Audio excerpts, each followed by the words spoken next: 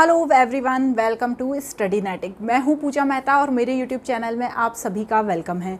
बच्चों, क्लास 11 की अकाउंटिंग पढ़ रहे हैं जिसमें हम रेक्टिफिकेशन ऑफ एरर्स वाला चैप्टर कवर कर रहे हैं। हम यहां पर प्रैक्टिकल प्रॉब्लम्स कर रहे हैं टीएस ग्रेवाल की बुक के। अभी तक हम क्वेश्चन नंबर 4 तक कर चुके हैं। आज जो क्वेश्चन करेंगे वो है क्वेश्चन नंबर 5। तो देखिए अपनी स्क्रीन पर क्वेश्चन नंबर 5 को।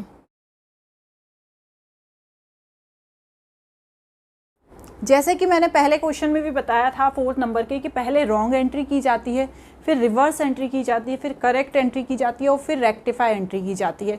तो सबसे पहले तो हम पहला ट्रांजैक्शन देख लेते हैं कि क्या रेक्टिफिकेशन करना है। Credit sale of 7,500 to Kishan was posted to Krishna account. Kishan account, तो गलती से किशन की जगह कृष्णा के अकाउंट में क्या हो गया, सेल की पोस्टिंग हो गई। तो पहले तो हम रॉन्ग एंट्री लिखेंगे। क्या लिखेंगे? कृष्णा अकाउंट, अकाउंट नहीं लिखते हैं, हाँ, डेबिट टू सेल्स। क्या अमाउंट लिखेंगे बच्चों? क्या है अमाउंट दिया हुआ? गलत क्या एंट्री कर दी है? 7,500। मतलब नंबर तो जो है, अमाउंट तो है वो तो सही लिखा है, लेकिन नाम गलत लिख दिया है। अब इसे रिवर्स कर देंगे, sales account debit to Krishna. ठीक है, क्या है स्पेलिंग? कृष्ण, KRISHAN, KRISHAN, ये भी कृष्ण है। ठीक है, अब इसकी क्या करेंगे? करेक्ट एंट्री क्या होनी चाहिए थी? तो जो किशन है उसको डेबिट होना चाहिए था। Kishan debit to sales.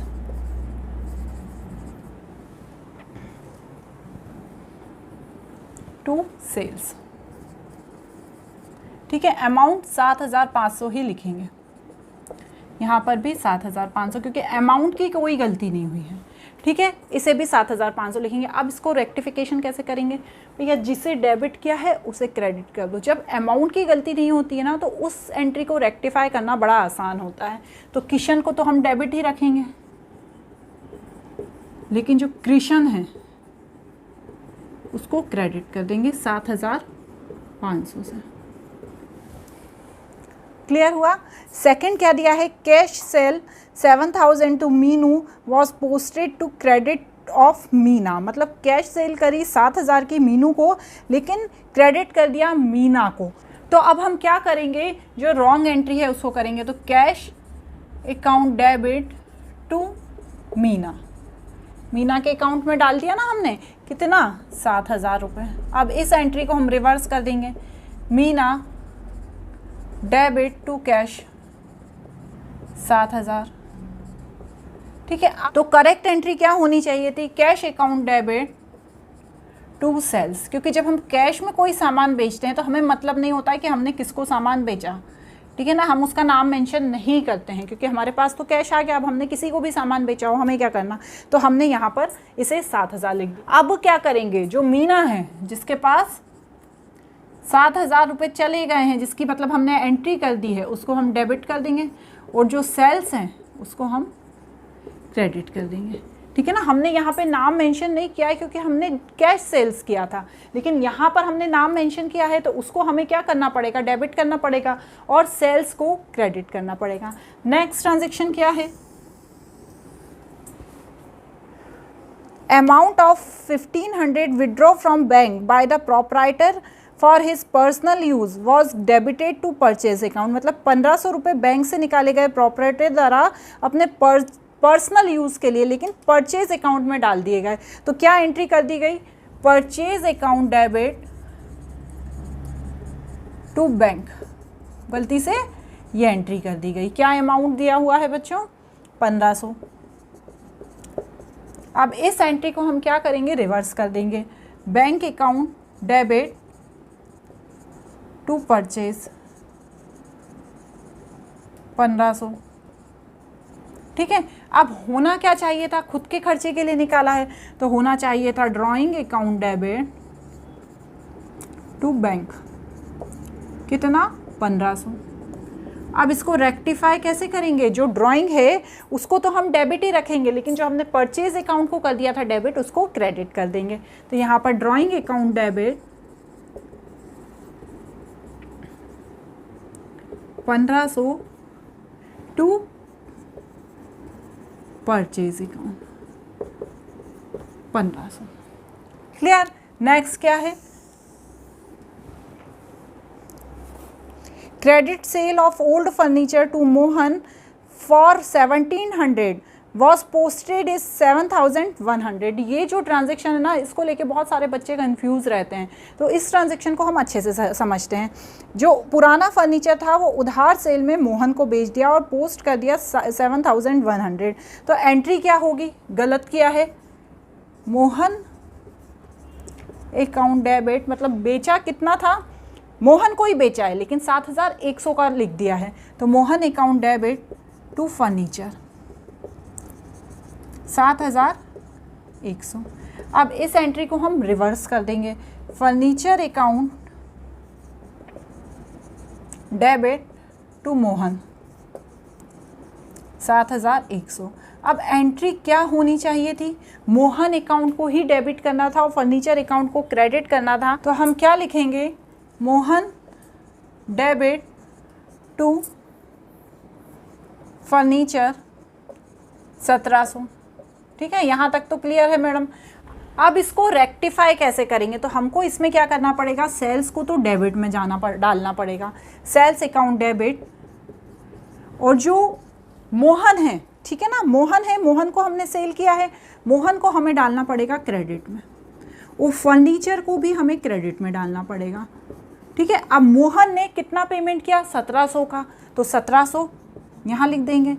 Total sales कितना हो गया, 7100 यहाँ लिख देंगे, और माइनस करने पे जो अमाउंट आएगा उसको किस में डाल देंगे, फर्नीचर अकाउंट में डाल देंगे, 5400।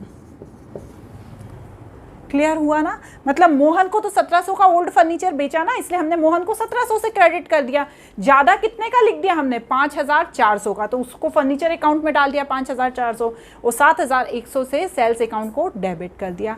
क्लियर। नेक्स्ट ट्रांजेक्शन क्या दिया हुआ है देखते हैं, credit sale of old furniture to Baburam 3000 was credited to sale account. ठीक है ना, बाबूराम को पुराना फर्नीचर बेचा उधार में, जिसे हमने सेल अकाउंट में लिख दिया, तो इसकी हमने रॉन्ग एंट्री क्या कर दी, बाबूराम